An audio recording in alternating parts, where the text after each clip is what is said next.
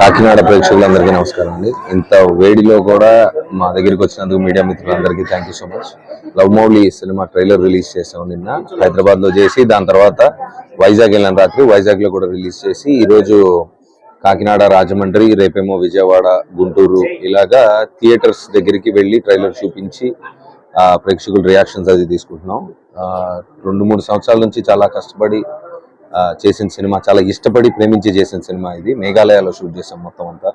So మా director అవనీందర్ గారు ఒక ప్రేమ గురించి, అసలు ట్రూ లవ్ అంటే ఏంటి, అసలు ప్రేమ అనేది లేదు అన్న నమ్మకంతో సమాజానికి దూరంగా బ్రతుకుతున్న ఒక ఆర్టిస్ట్కి ఒక మ్యాజిక్ జరిగి జీవితంలో తను ప్రేమ అనేది తన జీవితంలోకి వస్తే తనకు అర్థం అవుతుందా లేదా, ఆ ప్రేమను నిలబెట్టుకోగలుగుతాడా లేదా అనే ఒక మంచి పాయింట్ మీద తీశారు సినిమా.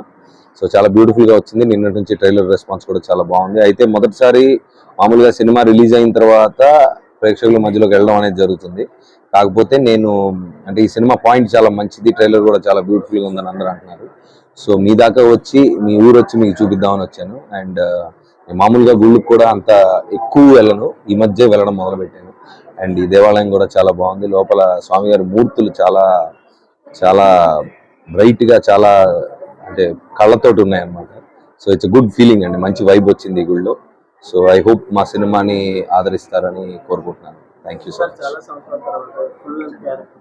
అవునండి, డెఫినెట్గా ఇది నా సెకండ్ ఇన్నింగ్స్ అని చెప్పాలని ఉందండి. సో డెఫినెట్గా మేము చేసినప్పుడు అదే ఫీల్ అయ్యాం. సినిమా అవుట్పుట్ కూడా అలాగే వచ్చింది. సో డెఫినెట్గా ప్రేక్షకుల వరకు సినిమా వెళ్ళిన తర్వాత, వాళ్ళు చూసిన తర్వాత డెఫినెట్గా మీరు కూడా అదే మాట అంటారని నేను ఆశిస్తున్నాను. Thank you.